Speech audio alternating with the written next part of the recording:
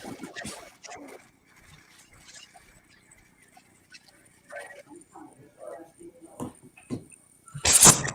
afternoon, everyone.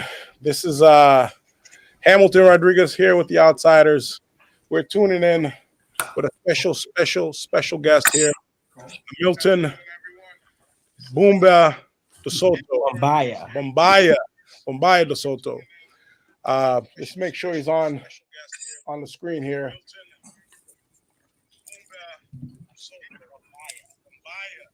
Is he on? I can definitely hear an echo. Hold on. Let's get him on the screen here. He's coming in from remote. Man. BUMBYA? I'm here. Give me a second. Yeah.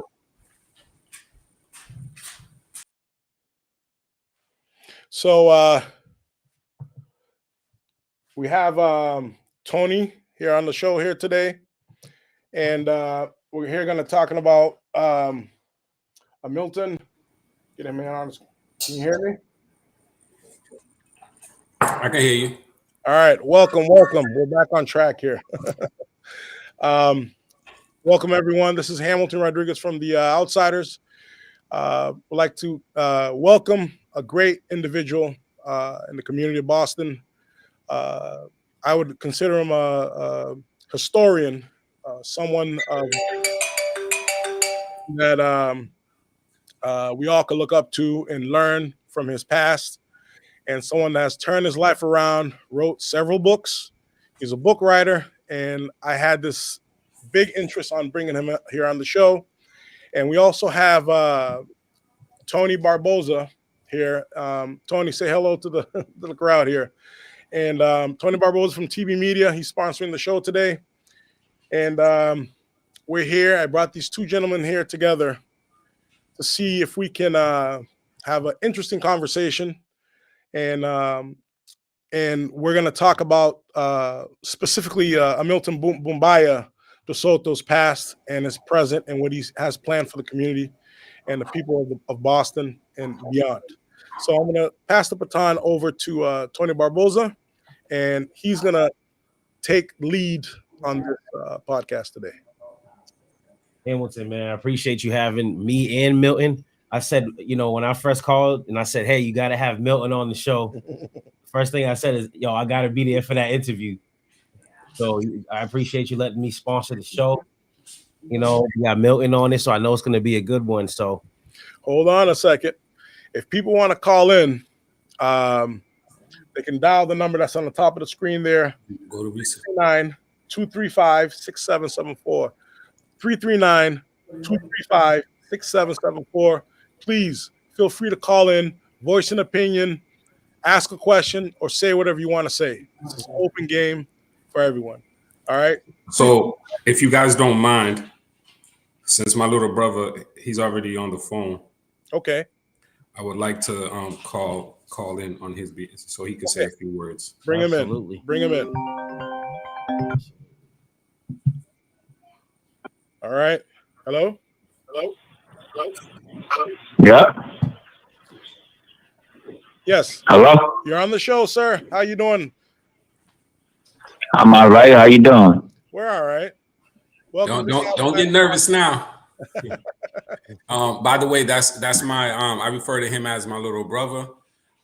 That's Odir Powerful Fernandez. Okay. For those that don't Welcome know. to the show, sir. welcome. Well, I appreciate you inviting me and having me. All right. So Tony from TB Media is controlling this this podcast today. And Tony, go right ahead.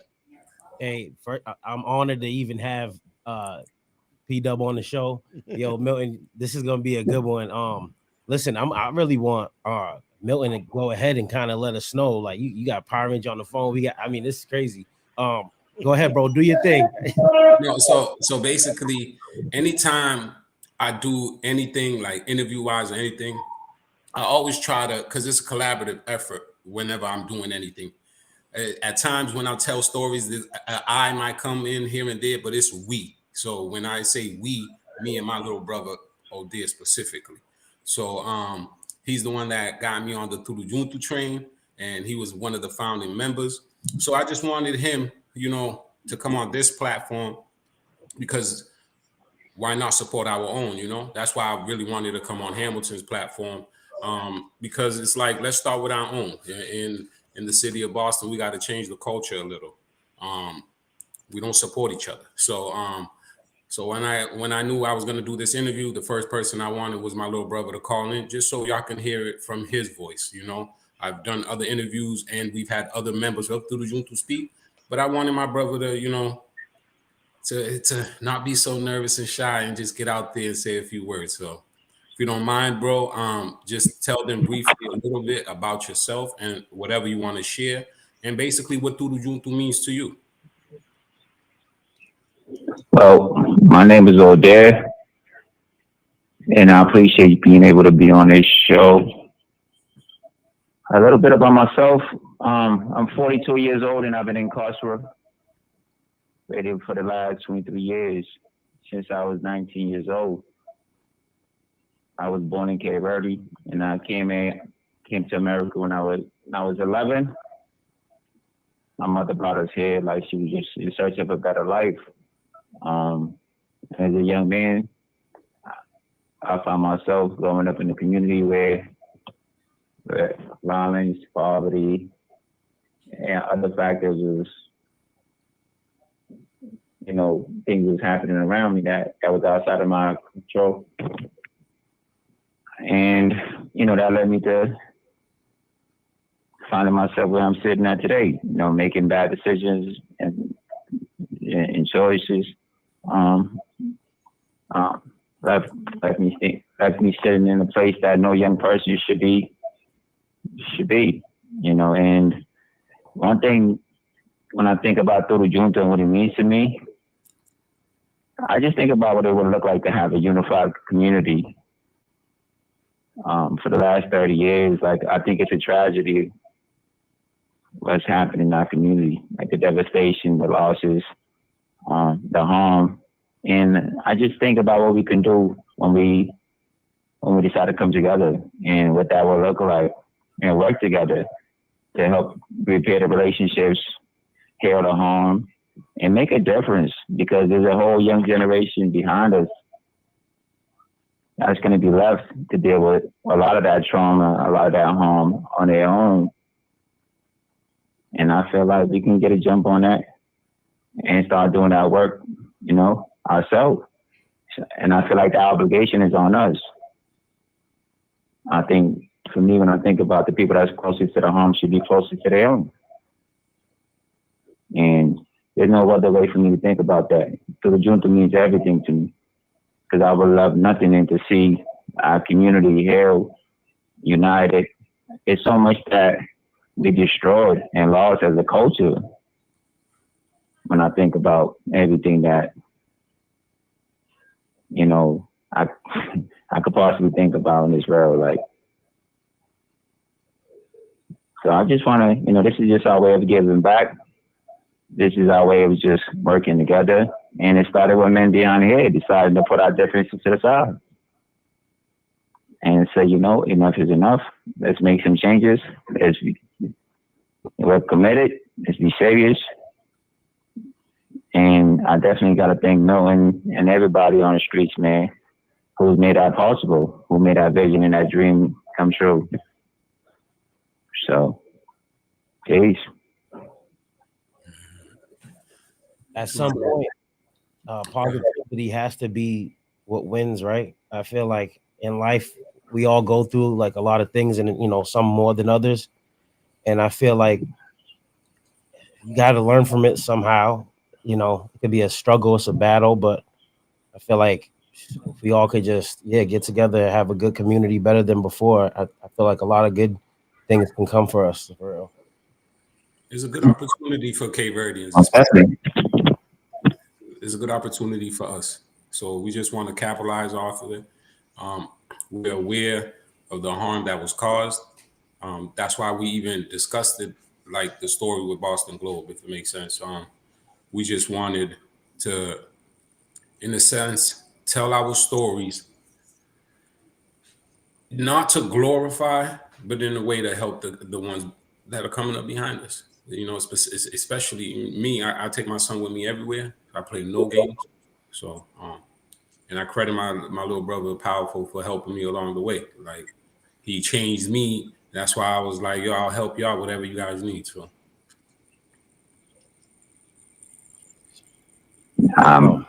Tony, I always tell Milton, like, we've been through a lot, you know, a lot of families in our community been through a lot. But like we Milton always say, no more funerals. And for me, like, I'm sitting in a place that I don't want to see nobody at. Like, prison is not a good place to be in. And why does it take for us to come to prison to realize that, we have value, we mattered, and we can do great things in this world? Like,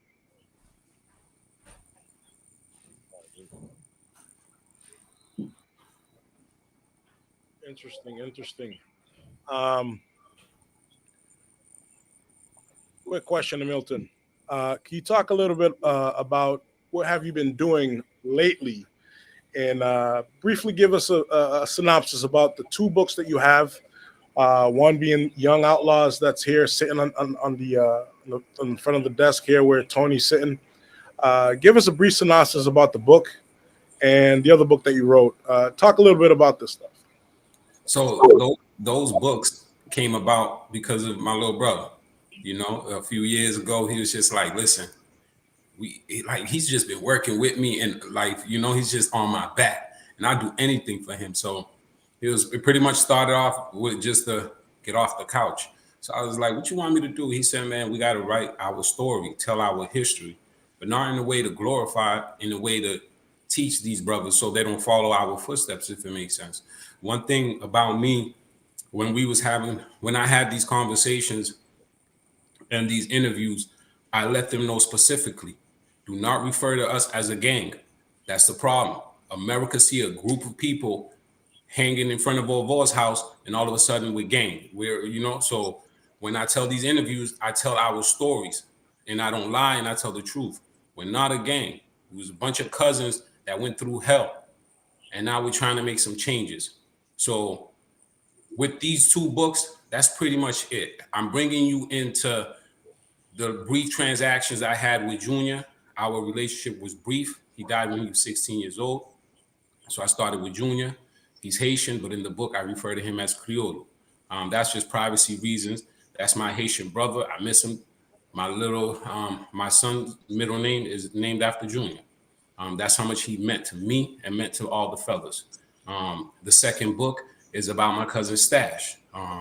And Stash, you either love or hate him. But like I said, the stuff we was going through, no kids should go through it, if it makes sense. So that brings you into the history of the Cape Verdean history in Dorchester. I open up a little more on the second book because I found a unique way to tell our story just from our point of view without disrespecting anybody. There was a lot of harm done, and we're just trying to repair some of that, if it makes sense. So that's what I do with these two books. And I write these books because my little brother likes to get messages out there. So both of the books, there's a message on each book from my little brother, Powerful. One is about his case, and the second one is what Tudo Junto means to him.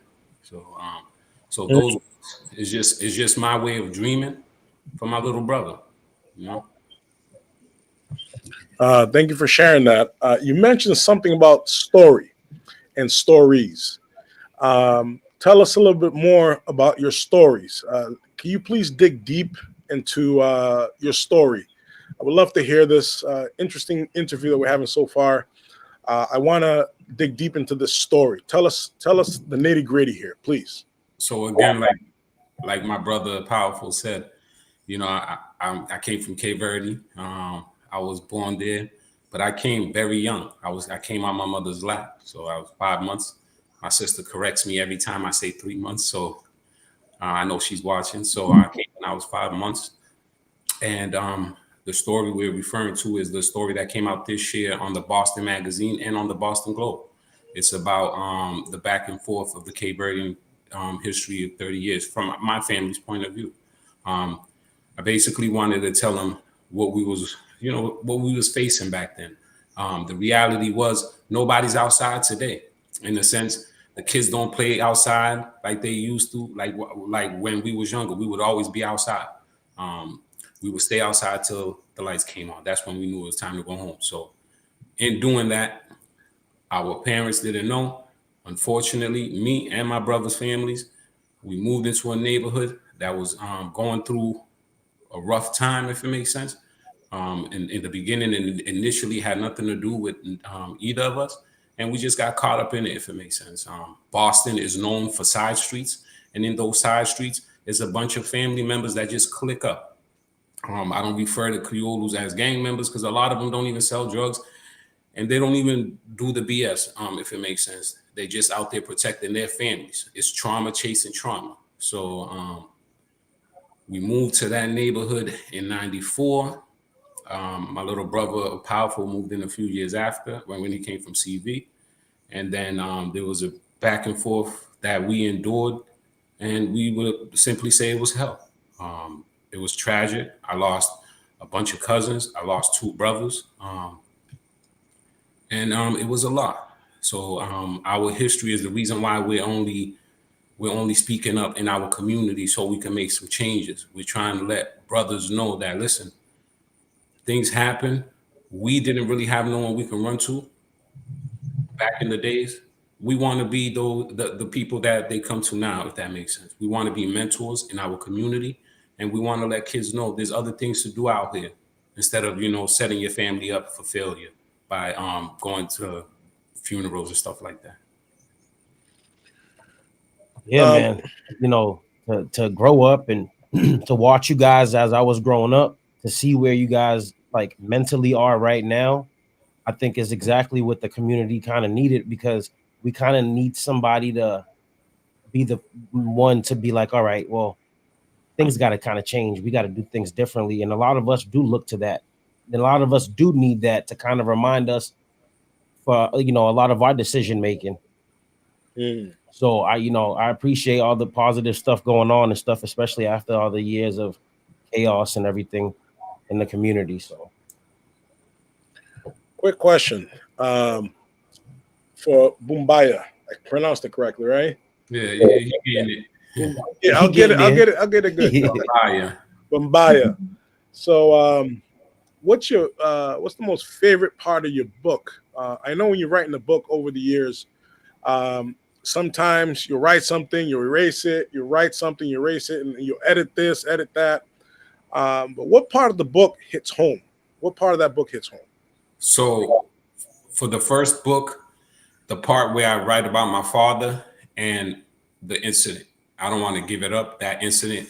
So I find unique ways to bring you into what I endured. So I'll mix the names up, but those are really stuff I went through. Like in the book, there was a moment where Junior was acting up and his father pretty much wanted to speak to him. But in that conversation, Junior understood the hidden message. Like his father was trying to tell him, listen, you got to do better. You need to do better. But it's like, it reminded me of a moment when when I dropped out of high school, and my father was just, he was just like disappointed in everything. And he was trying to tell me, yo, I need to do better. But in that conversation, I realized that my father really didn't have a plan. In the sense, he was struggling to figure it out too. America was new to him too. So that I actually cried when I put that in the book. And obviously the tragedy is those experiences, the situation when I got shot. And my little brother, Powerful, and my other brother, Steve, he'll kill me for saying Steve, but we call him Nugget, out of B-Town Slam in Boston. And it was just when they was holding me. I remember that well. That's like it's like a nightmare that just, it's a recurring nightmare. I try not to speak about it because the stuff we was going through was real for us. We was kids pretending to be men. We act like we had it all figured out. But when I was laying there dying, to see my 2 brothers looking at me the way they was looking at me, it was killing me.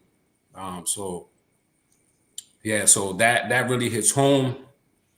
So those 2 parts for Junior, it really hits home. And again, for Stash, this part's there too, because for Stash, I really just decided to open up. I really kind of describe how the back and forth started. Because if you know, you'll put it together, and eventually you'll realize who the characters are. Even I'm in both books. Even though I'm not Junior or Stash, I'm in both books. I'm a character in both books, and I just bring you guys into our lifestyle of what a 15, 16-year-old was facing. So it's just, I couldn't go to my parents. Powerful couldn't go to his parents. How could he go to his hardworking mother to explain the hell we're going through? She doesn't even understand, she wouldn't at that point. The Criollos didn't understand what we was facing. Criollos was busy trying to buy houses and properties and trying to make a name for themselves in the city. And the whole time we was cousins running around killing each other. So if we can pin the link Yeah. to the books, I will. so people can maybe get a chance to go on Amazon Yes. and check it out. I'll do it in a second, but I want Bumbaya to elaborate on what he was talking about, the parents building a legacy for their. You have 1 minute left.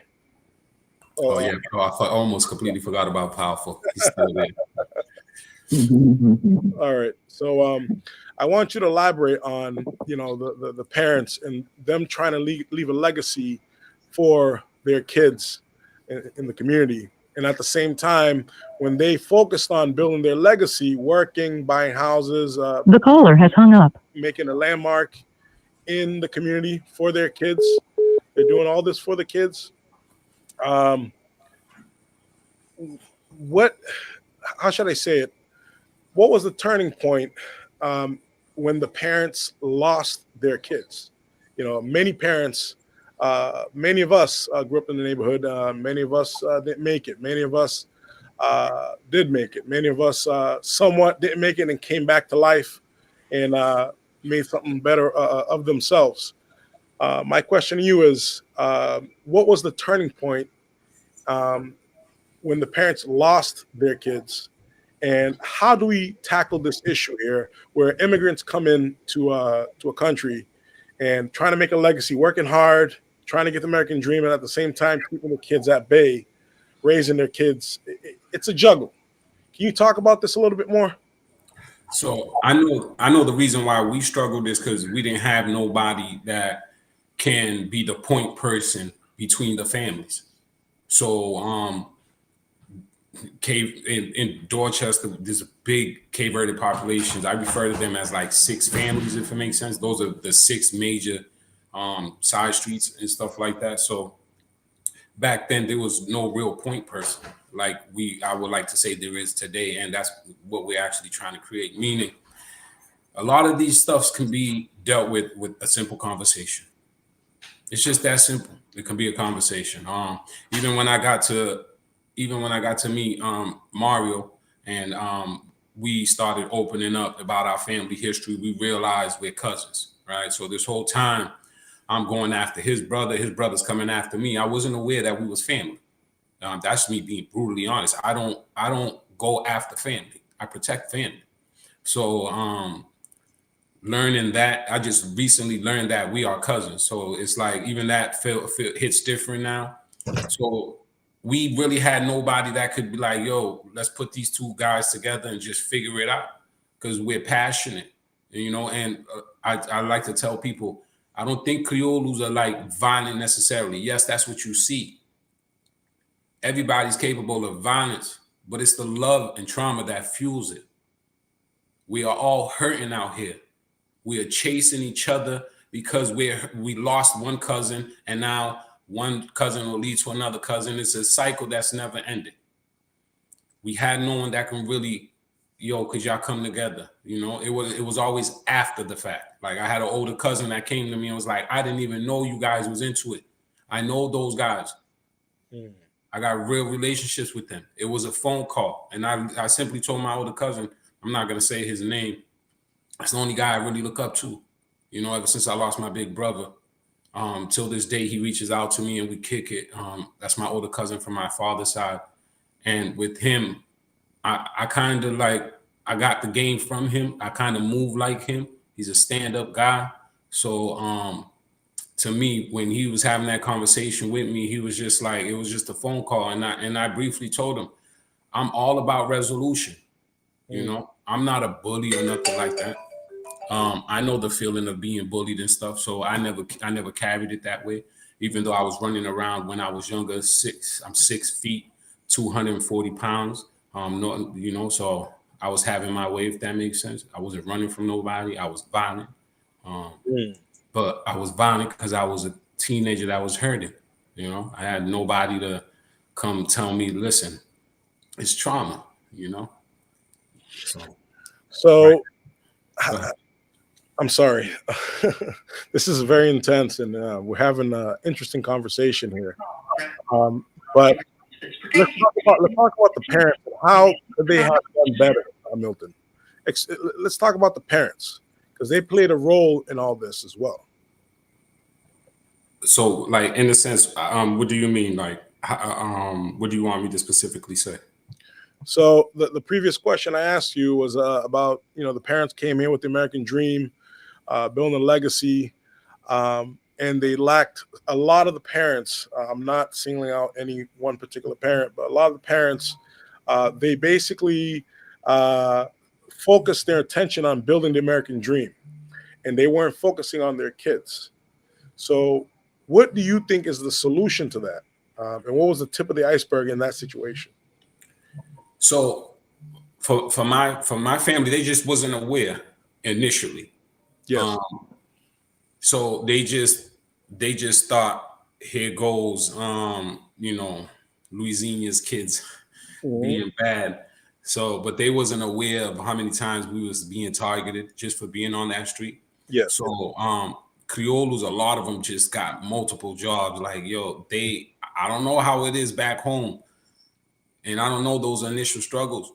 But when those initial wave of Criollos first came here, they all had jobs. They was all hardworking citizens. Like, they wasn't playing no games. So they just didn't understand America. You get it? It's as simple as that.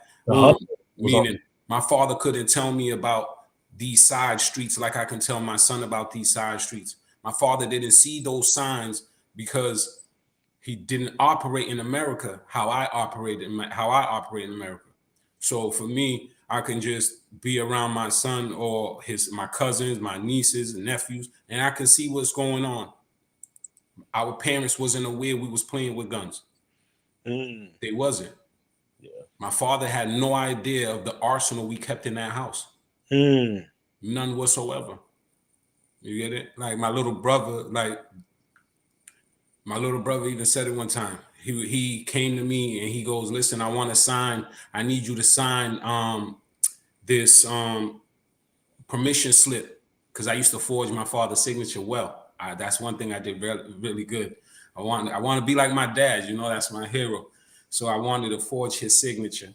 So but we didn't realize that my little brother Alex had seen that gun the way he seen it until he grew up, and then he goes, watching you and your brother, I refer to him as my twin.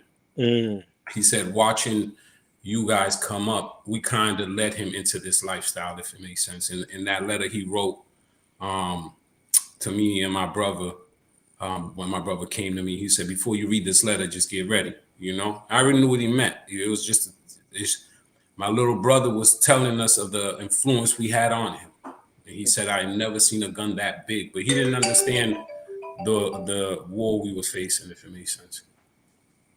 Yes. Someone tried to call into the show. Try calling again. I didn't want to interrupt Amilton while he was talking, so try calling again. If anyone wants to call into the show, 339-235-6774.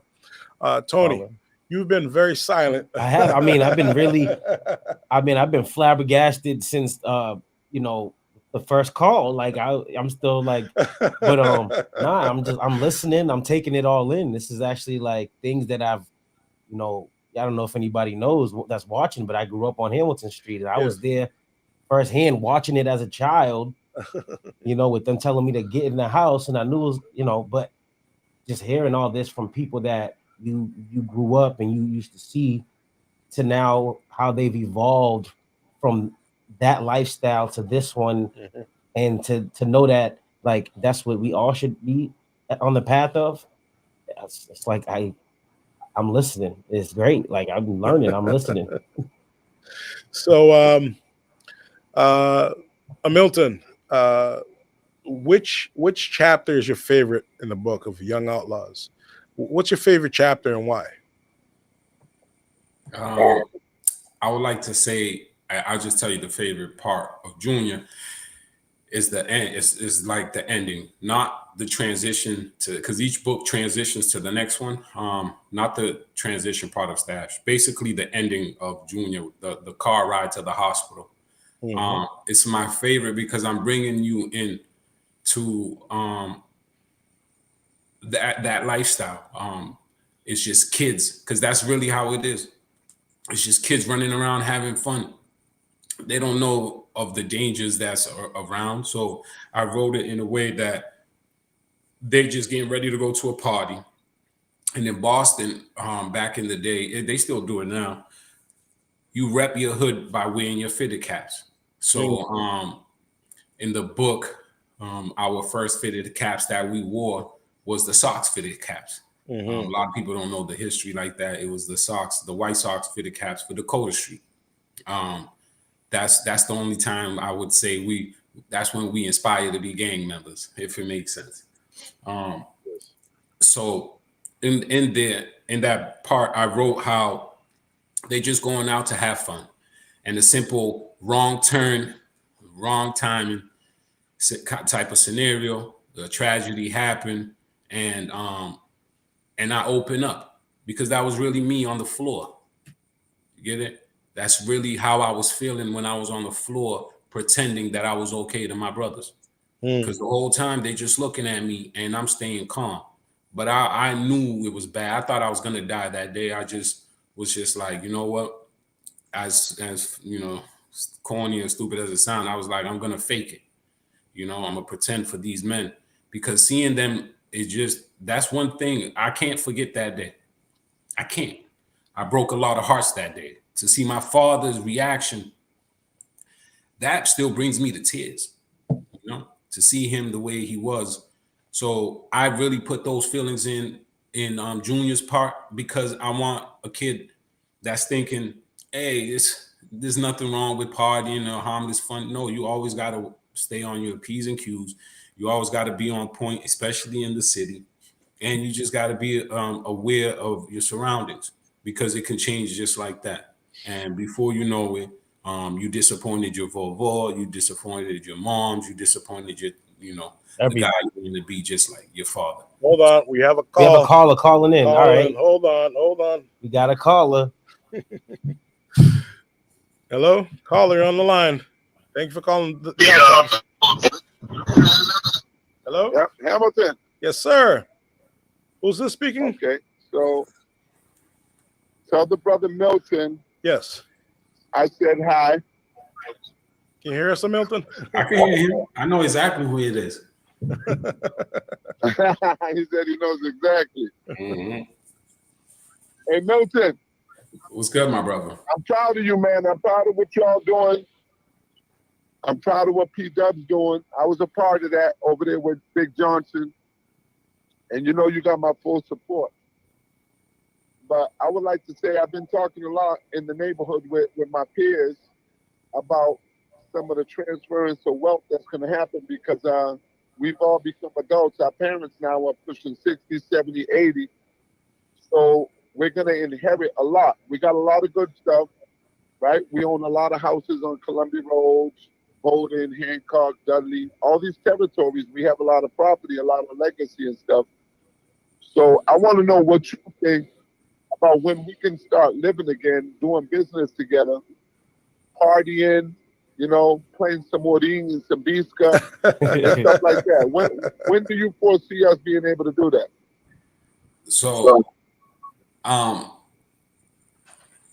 listen, right? I'm gonna tell you, I can't go into details about what's coming, because I like to be strategic, and until I get everything locked down. But you'll feel it hopefully sometime next year.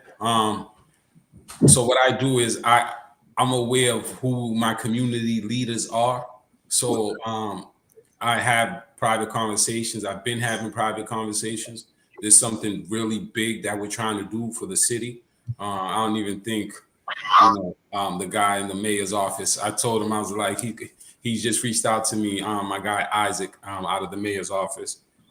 He simply told me, listen, man, we still got more work to do. And I said, I haven't stopped working. I've been having private meetings with influential members in our community and what we want to do for the city. So be on the lookout for that. Mario will be aware soon because he doesn't even know. I'm about to text him and plan him in on this meeting. There's a big meeting we're planning the end of December with a bunch of community leaders, and we're eyeing. We got a tentative date of next year, and this one's going to be big. And this one's not just for Cape Verdeans. We did the block parties. I felt that was a great sign of moving forward because whether we want to admit it or not, a lot of us are displaced. A lot of us don't even have family where we grew up at, if it makes sense. If my father decided to sell his house, that whole Bowden Street area, that whole thing's gone, if you understand what I'm trying to say. So it's close. I just wish I could say more. Like this, when I'm ready to speak on what we have been planning, I think everybody's gonna be impressed. I think everybody's gonna feel like things are changing. Because one thing about Boston that we should change is the culture about us not supporting each other. So, but before we think we can just be outside, we need to have conversations. We've done a lot of harm to each other. We just need to be in the right mindset to sit down and go, what's next? How can we help each other move forward? Like Azara said, we don't have to sit at the same table, but we can be at the same party. It's deep. Junior, you have anything else to say? Because this is intense. Intense. I just want to say this. I like what you said, but I just want to remind everybody, we got Cesaria, we got Top Mix, we got St. Patrick's, we got St. Peter's, we got parks all over the place. And these places belong to us, man, and we need to embrace it. The OGs need to make sure they hold their young ones back. And we need to take some leadership, man, from where you're at right now. That mindset you're talking about needs to start ruling. If there's going to be a king, the king should be thinking like what you're talking about now. And I'd like to say thank you for what you're doing in the community. Absolutely. It's coming. It's a bunch of us. Again, like I said, I'm always shouting out my boy Mario. I would like to shout out the other ones, but we're not there yet. When I say we, them. Like I told Mario, I'm not playing no games. I just want to be part of the solution, especially in my community. That's it. I want to leave a legacy. I have kids. I want them to turn around and be like, especially what we're trying to do next. I want them to be like, my father was a part of that. So I don't play no games. We don't know. Our time can be up just like that. I faced death multiple times. I know how quick it can go. So I'm very intentional out here. I'm going to continue having these deliberate conversations, and we're going to try to heal our community as best we can. Not everybody's ready for it right now, but that's okay. Because if I can change, we'll be ready for them when they're ready, if that makes sense. Quick question, Amilton. We talk about culture, community change, leadership, mentorship. What are good strategies to that we should use to fix this problem that we're having in the community? A lot of people don't like to talk about this, but you got another caller? Yeah, another caller. Hold on. Hold on. Hold that thought. Hold on. Let's take this caller. Caller, you're on Outsiders. Hello? What up? What up? What up? Hey, identify yourself. What's your name? They are checking in. I like to give a shout out to Tony. What up, baby? Yeah, what's good, bro? That's my dog JR. Hey, yo, Milk, you know how you had a best friend, Junior? He's Haitian. That's my dog JR. He's Haitian. See, yo, something about Haitians and Creoles. I don't know why. We just get along. I love my Haitian community. Hey, appreciate you, bro. You know that. Well, but now I'd like to give a that I respect what y'all doing. You feel me? Appreciate you. Definitely a good book. I ain't got my copy yet, but I salute. Yeah, yo, we're gonna put the link to the book, and for everybody, you guys can go on Amazon, get the book. Yo, it's an amazing book, both of them. Both of them are good books. I read the first one twice, and I read the second one once. But yeah, I gave the second one to my little brother. He didn't want to give it back.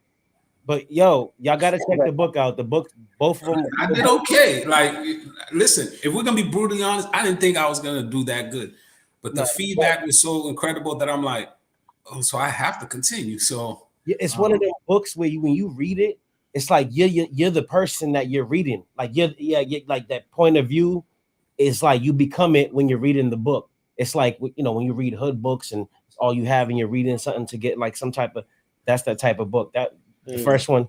I wanted you to feel like you was in that car ride, if it makes sense.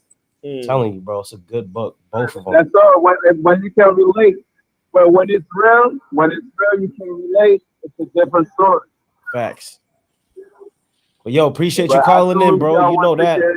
Yeah. All right. You already, bro. We gonna link up. Hey, Milton. He was at the block party too. JR, I brought him to the block party when we had the block party.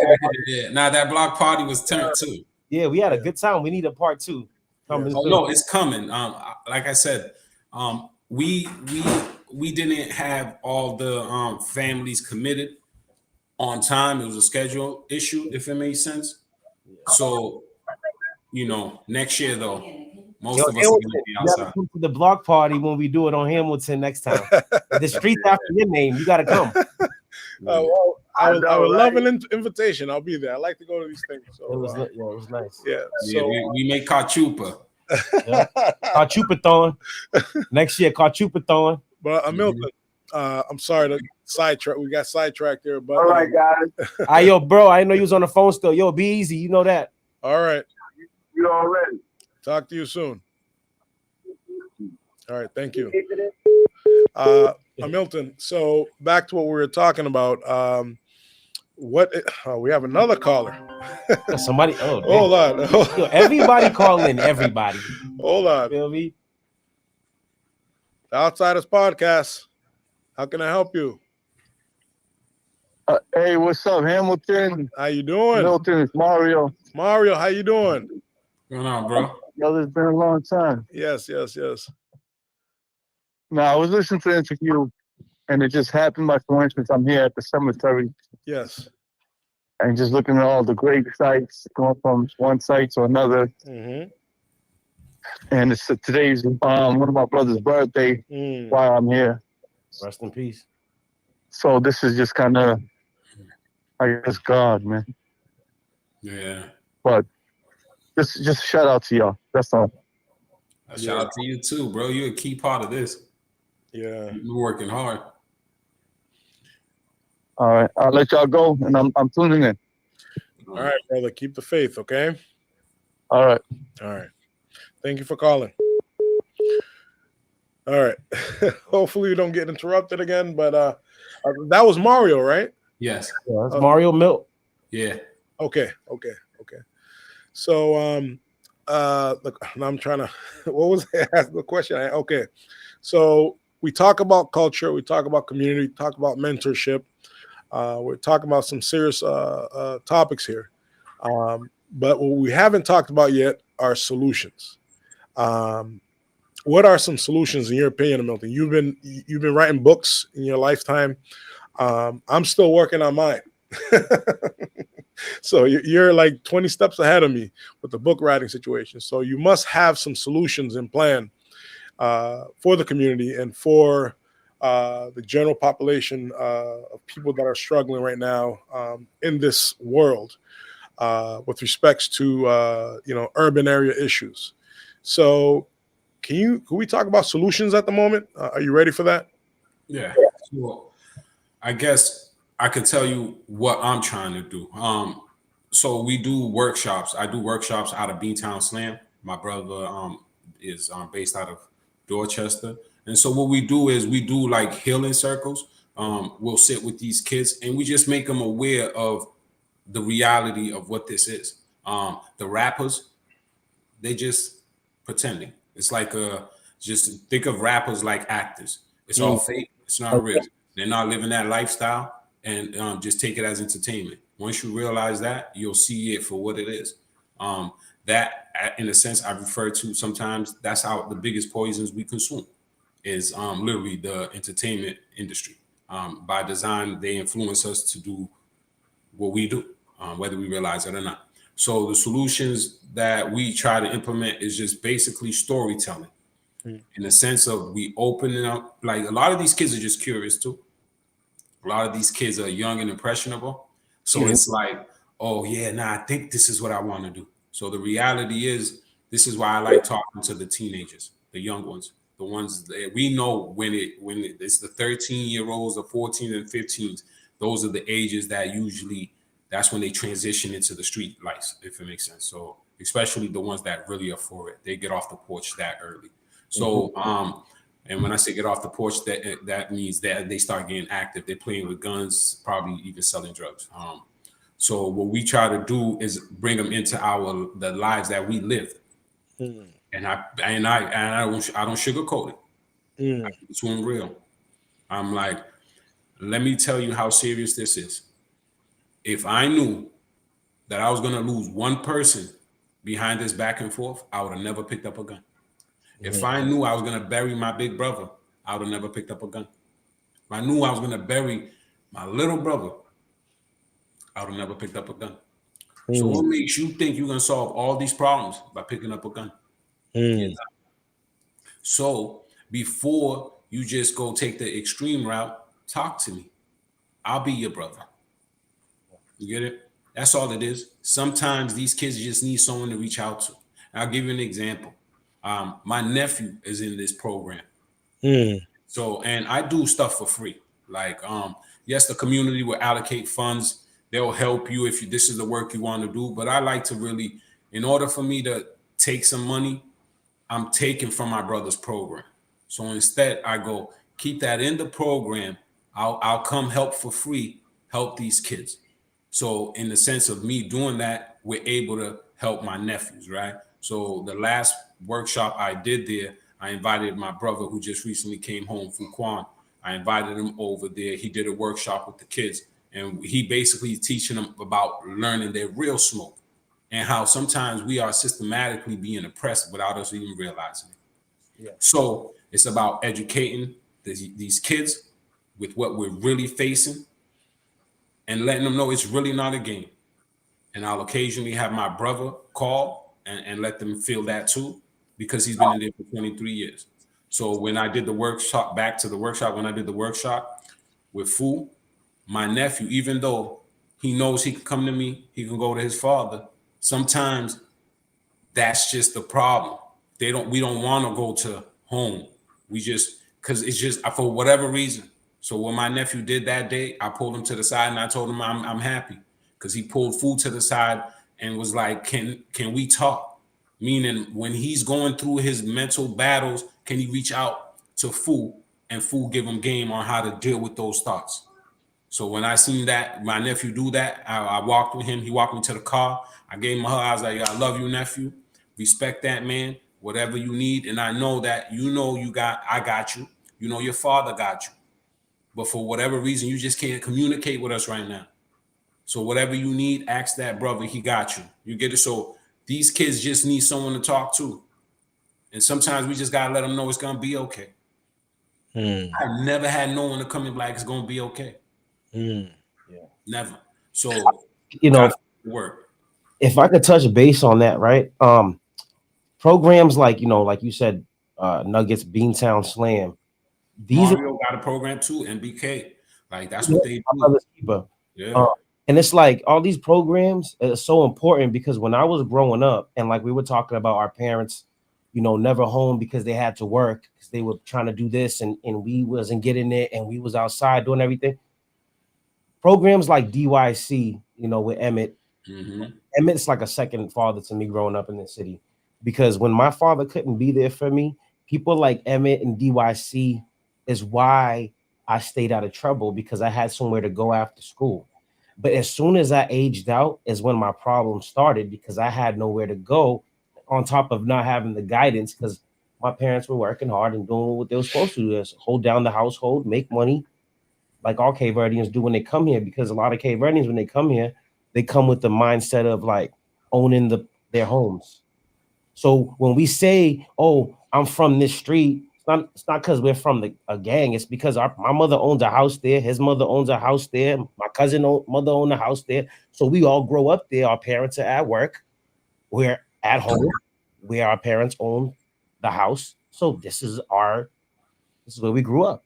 But it could be misconstrued and later can be taken out of context. And as we go, and it could, but all the positive stuff that's coming out of it after is what I love to see, because like I'm 37. Like I was like, my life is going so fast. Like I feel like I can't, I'm like, I wake up sometimes, I'm like, I'm 37 already.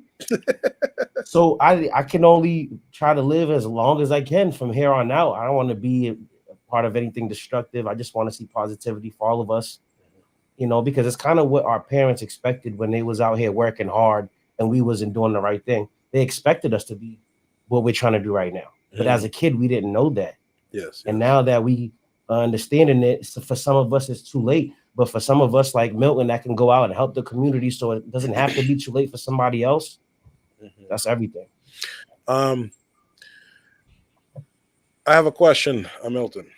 You talked about systematic oppression.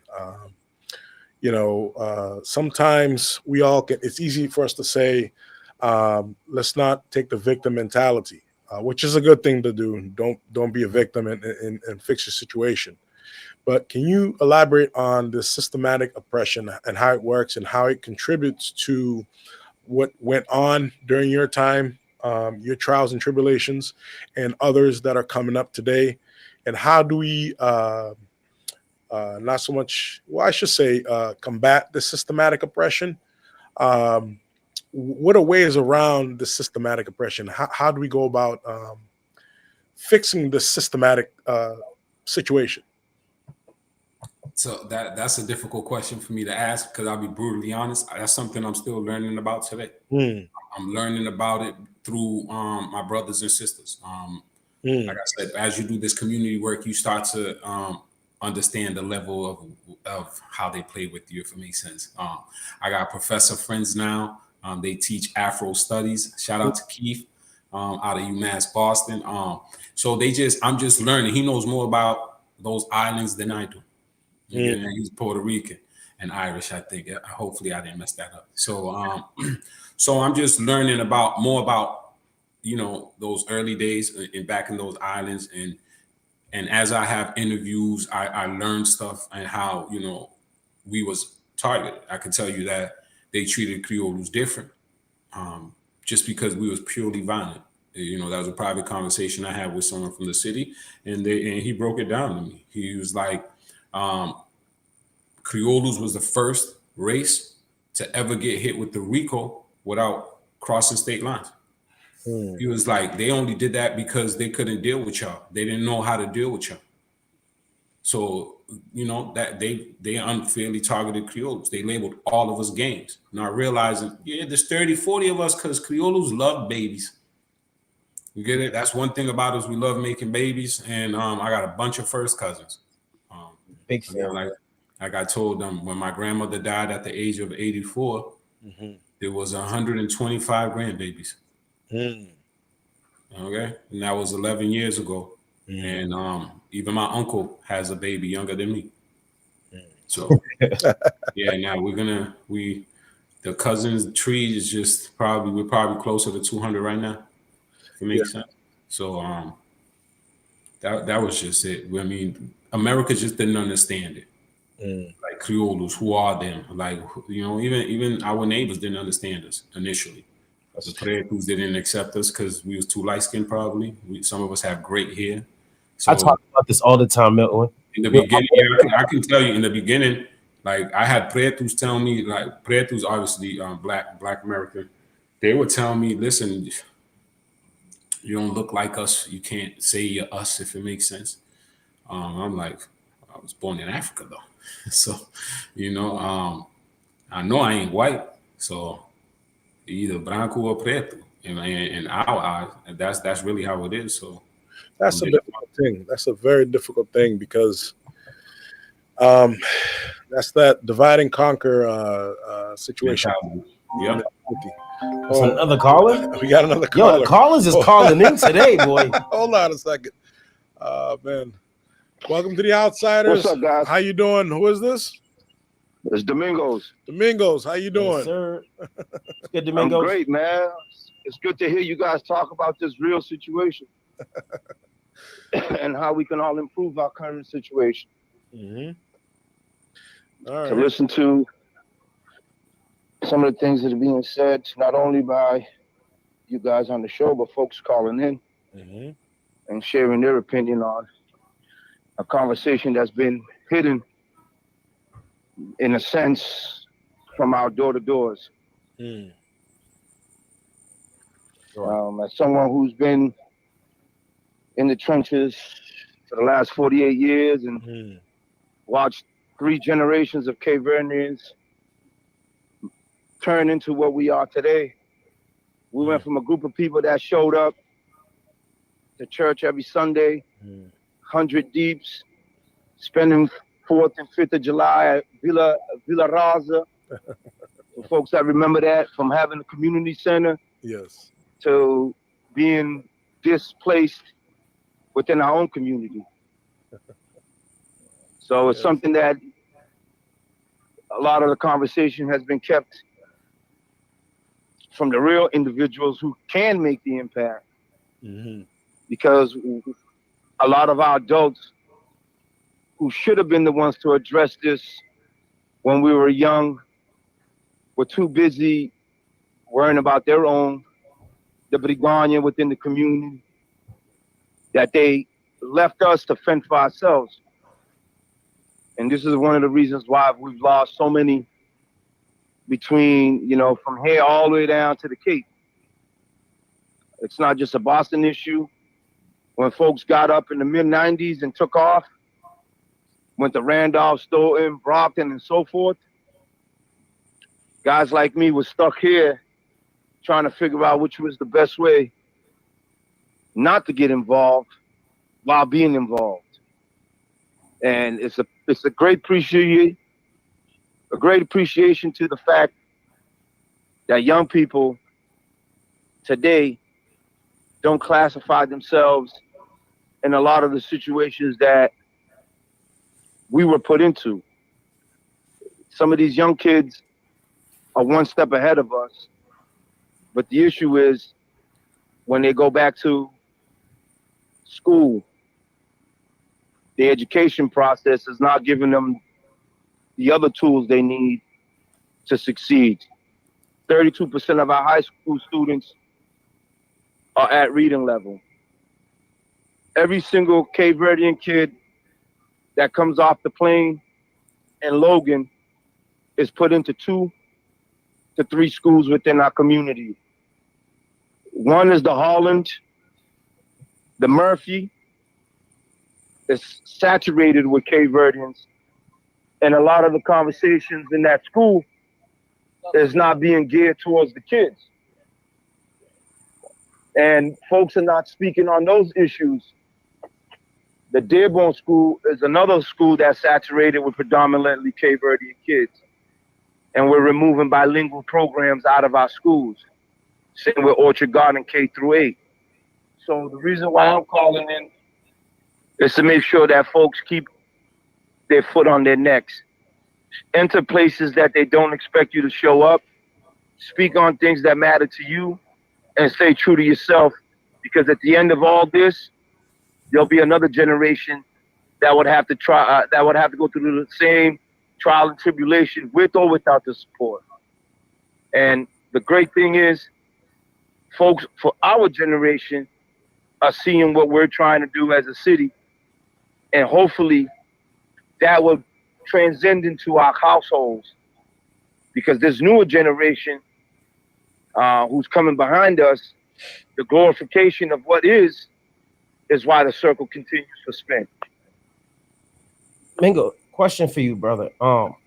Is it a bad thing like when they put kids of the same culture in one school, and there's a bunch of them? Is that a good thing or is that a bad thing because it doesn't allow them to assimilate to like the American way? Well, what it does is it hinders us from having growth. So we have a lot of these young Cape Verdeans, 13, 14, who are watching everything online and they're mimicking what they're seeing. Yeah. They're not being taught from a culture. They're only being taught from a classroom. Yeah. And we need to be in those classrooms to give these kids the additional support. I worked out of the Marshall, and I've watched that every single class that came in with majority Cape Verdean kids. They didn't have a Cape Verdean speaking teacher.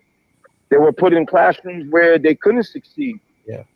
Same at Madison. We had hundreds of Cape Verdean kids come through the school system, and the bilingual program that Mr. Gonsalves and Mr. Duarte and all these great Cape Verdean educators were a part of were able to give these kids culture on top of education. And that's what happened in BPS. So they're not looking to expand the education for our community. They're trying to put us all in one box and say, hey, take what we give you. And that's what it is.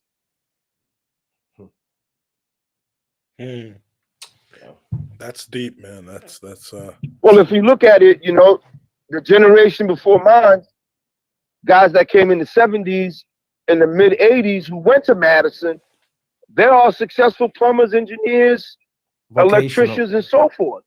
Yeah. We skip a year or two. I go to Madison. Hamilton goes to Madison. 9 out of 10 of our classmates wind up in the system who are Cape Verdeans. They took out all the vocational programs so that they don't give you not everybody is made for college. Some people are made for trade. So taking that out of the community, it's like my mother said. It's there, but culturally, when you go to Cape Verde, there's only a handful of electricians.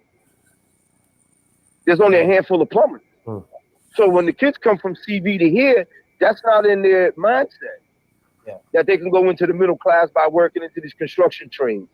So that's why programs like Mario's MBK is important to bring in not only the Cape Verdean population, but every single population, so these young kids can see the value in themselves. And, as early as 1992, when I started coaching, I've always put value in young people because I knew the value in myself, because I knew my culture. I grew up under guys like Junior, Dindin, Shaduka, these guys that gave themselves a position within the community because they were able to maneuver between the two.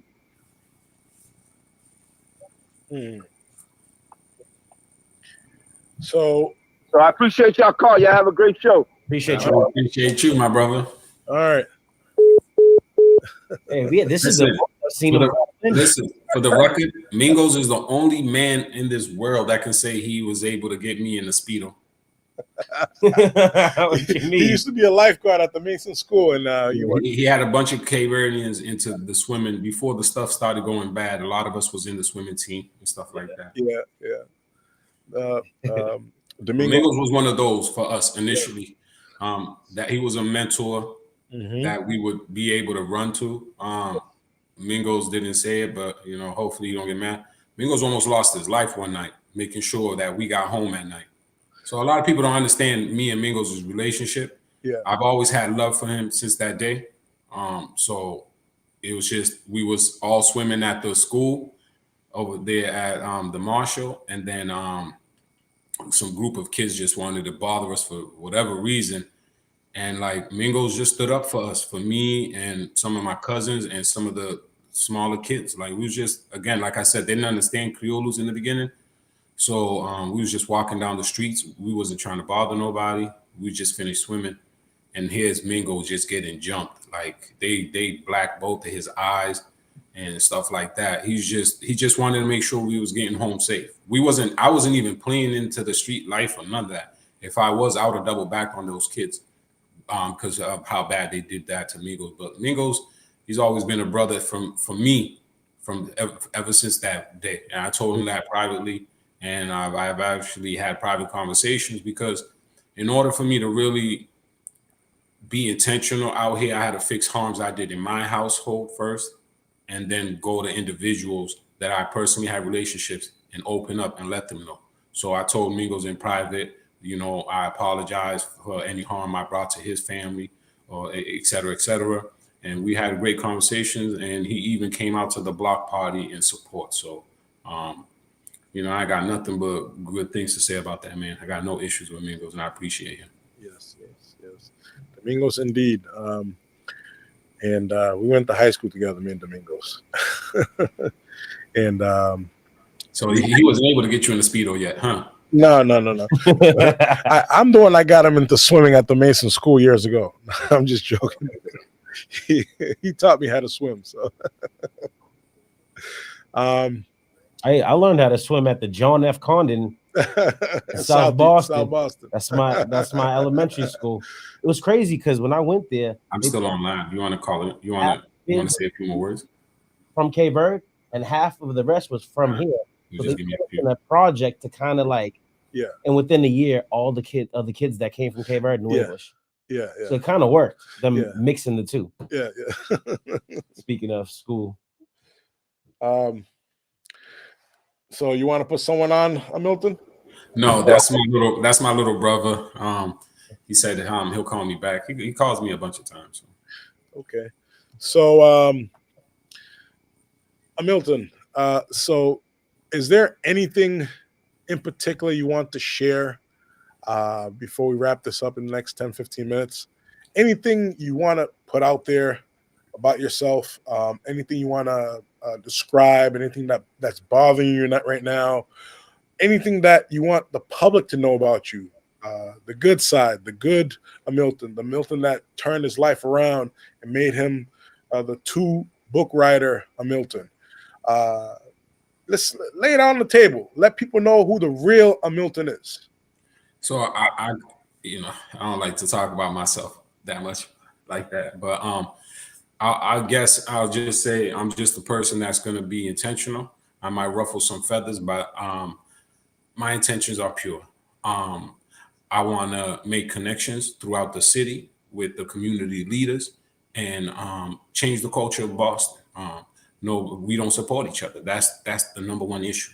So for me, I just want to be at service to whoever needs someone like me to talk to the youth, right? And what I really want to say is I want everybody to stay on the lookout for what we have planned next. Like I said, we got private meetings. The most I did, like I even told Mario, listen, I'm going to need you. He's like, oh, it's something like, because me and Mario, we still do stuff every year. Like he got his toy drive coming up. I'm going to host Bolden Street area again. But I'm like, no, there's something big that we're working on, and we're starting to get some traction, and it looks like it's really going to happen. So I guess I just want everybody to just stay tuned to my socials. We'll start promoting what it's going to be big, especially when we pull it off. When we pull it off, there's no ifs. We're just trying to uplift our community. I'm just an individual that's out here fighting for my Cape Verdean community. That's it. I understand the harm and the role I played in it, and I just want to save the ones that are coming up behind us. That's it. That's really all I do. I'm out here being intentional. Like I told a cop friend, because I be making cop friends now. It's weird. I told him I have no oppositions, if it makes sense. I'm just out here trying to save lives. The only oppositions I have is my daughter's Cash App or a wet surface because I walk with a cane. That's it. Besides that, I don't have issues with nobody. Everything with me is a conversation. And you'll know it. You'll know I'm intentional. I don't play games with nobody. And I'm aware we all have real feelings, and most of us would say that we've been through hell. So I play no games with those type of men. And I'm just trying to, my professor's friend said this word. So I'm trying to see how true it is. He goes, because mind you, I've only known him for about 2 years now, and he's gone to multiple events we've put together throughout the city. And he told me, he goes, Milton, your gift is you're an organizer of men. So I'm going to organize some men, and we're going to try to do something real big in the city next year. So I just want people to continue. This is the most I've ever spoken about my 2 books. I don't even promote my books like that. That's just stories for my community, for the ones that's aware of the back and forth of the Cape Verdean history. So thanks for letting me come on here and talk a little bit about that. Got me in my feelings with that. But I'm gonna continue to write, and I'm gonna continue to fight. I'm gonna continue to try to uplift these kids. And it's just, we don't do it just for Cape Verdeans either. My brother's workshops, most of those kids are Black, if it makes sense. There's some white and some Spanish. So we're just trying to stop the cycle. I definitely don't want nobody to go through what my family has went through. For a while there, the funerals was nonstop. It's just nonstop. So I guess any funeral that I can prevent, or we can prevent, any family we can help, that's just it. I just want to be of service, if that makes sense. Yes. And I really don't do it for me. Nothing is about me. It's about my family. My Arthur name is Bumbaya, little brother. That's the nickname that was given to him by an uncle. Everything I do is for these men. When I run around, I'm gonna step down. I didn't tell nobody yet, but eventually I will. Another family member is gonna be the spokesperson. We haven't figured that one out through the Junta moving forward. I just want people to be aware. I'm focusing more on Bumbaya. Bumbaya, the acronym is bringing up my Boston young adults. And that's what I want to do. I told the guy in City Hall, I said, I'm going to die on this path. I found my form of therapy, and that's saving lives. So, yes. And Mingo's mentioned some of the schools, so I guess we could talk about it. That's some of the plans I have right now. I go to these schools, and we have little workshops, and then we just tell these kids about, real life situations. I open up, tell them about my life and the do's and don'ts and what they should just strive for, in the sense of just chase your dreams and leave the BS to the side, if it makes sense. So I'm gonna continue just uplifting my community. That's it. Thank you so much for being on the show, Hamilton. It was a pleasure to have you today. And before I wrap this up, I'm gonna ship it over to Tony. And I want you to tell me, Tony, your thoughts and opinions about this show before we finalize everything. First and foremost, I want to say thanks for letting me kind of host today, sponsor the show. I knew it was going to be a good one. So next time, Milton, I got a copy of the book. I'm going to give one to Hamilton. You got to sign it for us next time. I had listen, and roadside assistance just got here. Damn, see, we would have just got here. How they are. Yeah. So I left. I went out last night to celebrate my little brother's 10-year anniversary for his clothing line, Feed Youville. It was he basically created that from a friend who committed suicide. A lot of people's not aware of it. So that's how he keeps his friend's name alive. And so Feed You, obviously, you know what it is, village. So it's like, where everybody's son, where everybody has a son in someone's village, if it makes sense. So just left the light on in the car. So I'm over there clicking like, well, I never heard that noise before. So man, I listen, when I make commitments, I like to be on time and stuff like that. Yeah. So I was disappointed that the car didn't start. So I'm still happy we was able to get this show. Yes. Yeah, it was still a good show, though. That's all that matters. We got the show went on. Yeah, the show went on. Man, listen, appreciate you guys. Milton, good looking out for coming on.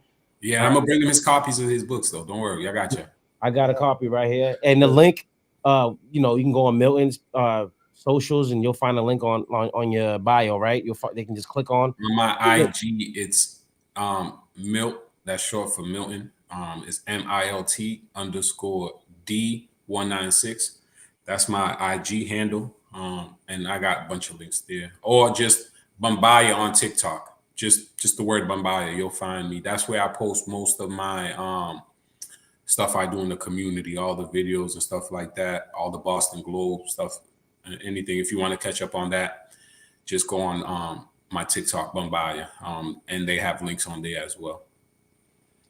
All right. Hamilton, like I said, thank you so much, man. It was a good show, man. Like I knew it was gonna be good, but everybody calling in, engaging, the stories, everybody putting in their 2 cents, man. It was definitely a nice interactive. Yes. It was different from what I'm used to doing. You know, I usually just kind of talking. But yeah, I appreciate everybody calling in and everybody that's working towards a safer, better community for us and everybody that live around us. And hey, I appreciate everybody's love, man. So the takeaway from this interview today with Amilton, everyone in the world has a past. The importance is, what do we do with our future? We come here to this world to live and do good and contribute to society, the betterment of society. And that's exactly what Milton's doing right now with the Young Outlaws book and the other, what's the name of the other book there? All the titles are the same as Young Outlaw series. It's just changed from individuals. So the first one was Junior, second one Stash. The third one will be my big brother. That's next. That'll be Louis, and the last one will be Alex. Yes. But the title's Young Outlaws. Okay. So make sure you guys buy his book on Amazon. And this is a prime example of what having a second chance at life is and contributing to the betterment of society. This is Hamilton Rodriguez with The Outsider. Stay tuned every Sunday with another interesting topic. But this was an interesting show, a very interesting show. I really appreciate you coming on, Amilton. And Tony Barboza. Barboza gang. And this is The Outsiders. Stay tuned for the next episode.